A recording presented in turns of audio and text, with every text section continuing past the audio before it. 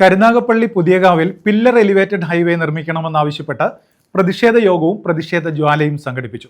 ജനകീയ സമരസമിതിയുടെ നേതൃത്വത്തിലായിരുന്നു പ്രതിഷേധം. കരുനാഗപ്പള്ളി ഷെയ്ഖ് മസ്ജിദിന്റെ മുൻഭാഗം മുതൽ പുതിയകാവ് പൂച്ചക്കടവ് ജംഗ്ഷൻ വരെ സംരക്ഷണ ഭിത്തി സ്ഥാപിച്ച് മണ്ണിട്ട് നിറച്ച് നിർമ്മിക്കുന്ന ഉയരപ്പാലം മാറ്റി പില്ലർ എലിവേറ്റർ ഹൈവേ നിർമ്മിക്കണമെന്ന് ആവശ്യപ്പെട്ടാണ് ജനകീയ സമരസമിതി പ്രതിഷേധ യോഗം സംഘടിപ്പിച്ചത്.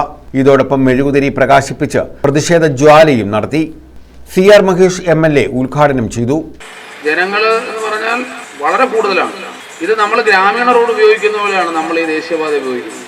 ഇവിടെ സംഭവിക്കുന്നത് മാങ്ങ വാങ്ങിക്കാൻ പുതിയ മാർക്കറ്റ് വരുന്ന ആളും, ബിവറേജിൽ പോകുന്ന ആളും, തലമുടി വെട്ടാൻ പോകുന്ന ആളും, പെട്രോൾ പമ്പിൽ പോകുന്ന ആളും, കാസർഗോഡ് പോകുന്ന ആളും, കണ്ണൂരിൽ പോകുന്ന ആളും, തിരുവനന്തപുരം മെഡിക്കൽ കോളേജിൽ പോകുന്ന ആളുകളിലൂടെ കിടന്ന് കളിക്കുക.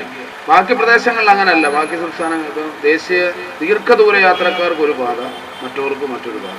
നമ്മുടെ റോഡാണ്, നാട്ടുകാരുടെ റോഡാണ്. 1000 പ്രദേശവാസികൾ ഈ റോഡിലൂടെ പോകുമ്പോഴാണ് പുറത്തു നിന്നുള്ള ഒരു 50 പേര് വരുന്നത്. പിന്നെന്ത് ചെയ്യും? സർക്കാർ കോടാനുകോടി രൂപയാണ് ഈ സ്ഥലമെടുപ്പുമായി ബന്ധപ്പെട്ട് നമുക്ക് തന്നത്.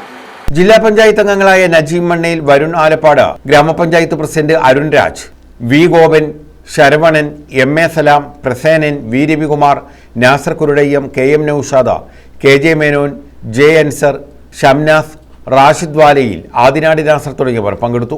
KS പുരം സുധീർ അധ്യക്ഷത വഹിച്ചു. News bureau, Karunagappally.